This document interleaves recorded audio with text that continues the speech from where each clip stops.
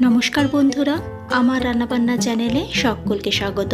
আজকে আমি আবার আরেকটা রেসিপি নিয়ে তোমাদের সামনে হাজির হয়ে গিয়েছি। টাইটেল আর ছবি দেখে বুঝতেই পারছো কিসের রেসিপি। হ্যাঁ, আজকে আমি নিয়ে এসেছি দই ভেন্ডি রেসিপি। তো ভিডিওটা পুরোটা দেখতে হবে, একটু স্কিপ না করে। কোথাও একটু স্কিপ করলেই মিস করে যাবে অনেক কিছু। তো চলো রান্নাটা শুরু করা যাক। আমি প্রথমে ভেন্ডিগুলোকে ভালো করে ধুয়ে এরকমভাবে কেটে নিয়েছি। কেউ চাইলে গোটা গোটা ভেন্ডিও মাঝখান দিয়ে ফালা দিয়ে রাখতে পারো। আমি এভাবে টুকরো করে কেটে নিয়েছি। কেউ চাইলে একটু বড় সাইজও রাখতে পারো, কোনো অসুবিধা নেই। আবার কেউ চাইলে ছোট সাইজও রাখতে পারো।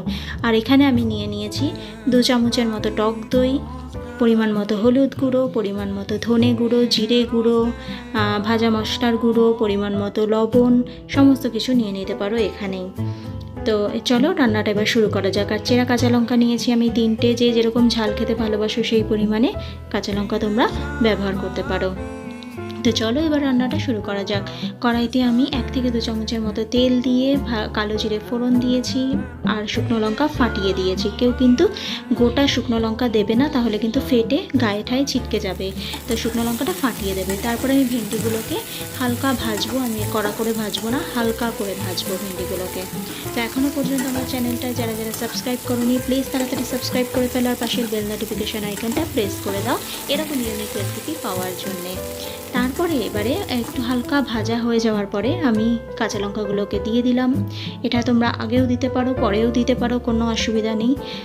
তারপরে নাড়তে নাড়তে কিছুক্ষণ এই রকম আমার ভাজাটা হবে। তো আমি একটু ঢাকা চাপা দিয়ে ফ্লেমটা কিন্তু হালকাই রাখবো। হালকা মিন্স লো ফ্লেম রাখবে। গ্যাসে রান্না করলে লো ফ্লেমে রান্নাটা করবে। আর দইটা দেওয়ার সময় ফ্লেমটা কিন্তু একদমই যেন লো থাকে।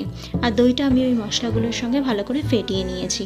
ফেটিয়ে হালকা যখন ভেন্ডিটা ভাজা ভাজা হয়ে যাবে তখন আমি এই দইয়ের যে পেস্টটা করে রেখেছি সেটা দিয়ে দেবো। আর মনে রাখবে ফ্লেমটা কিন্তু একদম লো রাখতে হবে ওই সময়।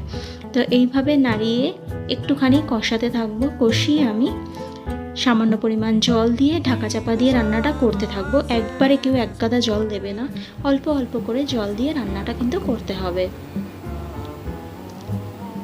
এখনও পর্যন্ত আমার চ্যানেলটা যারা যারা সাবস্ক্রাইব করোনি, প্লিজ তাড়াতাড়ি সাবস্ক্রাইব করে ফেলো। আর যারা অলরেডি সাবস্ক্রাইব করে ফেলেছো তাদেরকে অসংখ্য অসংখ্য ধন্যবাদ।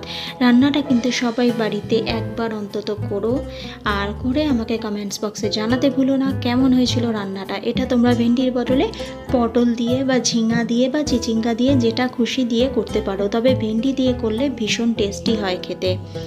তো আমার রান্নাটা অনেকটাই শেষের দিকে চলে এসছে। আর নামানোর আগে আমি অল্প ভাজা মশলা এর ওপর ছড়িয়ে দেব। আর চাট মশলা যদি বাড়িতে থাকে, চাট মশলাটা অপশনাল, চাট মশলাটা যদি বাড়িতে থাকে তাহলে চাট মশলাটা ওপর দিয়ে একটু ছড়িয়ে দিতে পারো। আর ভাজা মশলার রেসিপি দেখতে হলে আমার চ্যানেলটা অবশ্যই ফলো করো। আমার চ্যানেলে ভাজা মশলার রেসিপি রয়েছে। প্রচুর পরিমাণে লাইক করো আর ফ্রেন্ডস অ্যান্ড ফ্যামিলিদের সঙ্গে আমার এই রেসিপিটা প্লিজ প্লিজ প্লিজ শেয়ার করো। আমাকে এগিয়ে যেতে সাহায্য করো, আমাকে সাপোর্ট করো। এটাই হচ্ছে আমার ফাইনাল লুক। গরম গরম ভাতের সঙ্গে, রুটির সঙ্গে, পরোটার সঙ্গে, লুচির সঙ্গে, সমস্ত কিছুর সঙ্গে এই রেসিপিটা খুব জমে যাবে। তো আর দেরি কেন, সবাই তাড়াতাড়ি বাড়িতে কিন্তু ট্রাই করো। আর এতদূর পর্যন্ত যারা যারা দেখছো তাদেরকে অসংখ্য ধন্যবাদ। Thanks for watching.